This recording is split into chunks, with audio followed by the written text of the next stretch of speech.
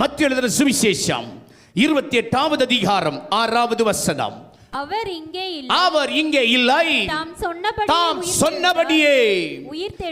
சொன்னபடியே அல்லேலூயா, அவர் சொன்னபடியே உயிர்த்தெழுந்தார்.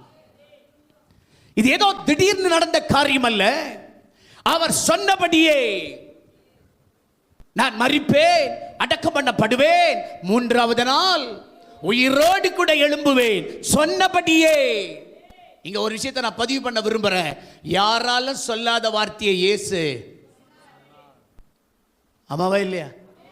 ஆனா ஒரே ஒருத்தர் மட்டும்தான் நான் மரிப்பேன், சதா காலங்களும் மீண்டும் உயிரோட.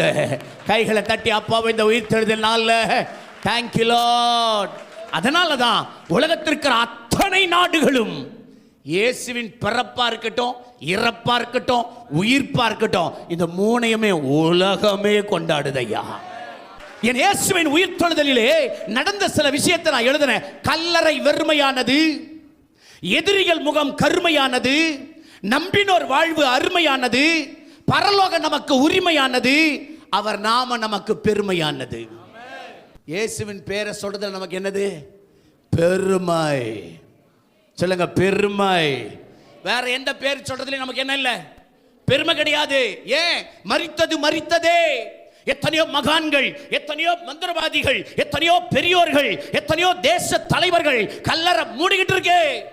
ஆனா உலகத்தில் ஒரே ஒரு கல்லறை மட்டும்தான் திறக்கப்பட்டு கிடக்கிறது. அது இயேசுவின் கல்லறை. கையை தட்டி ஹல்லேலூயா.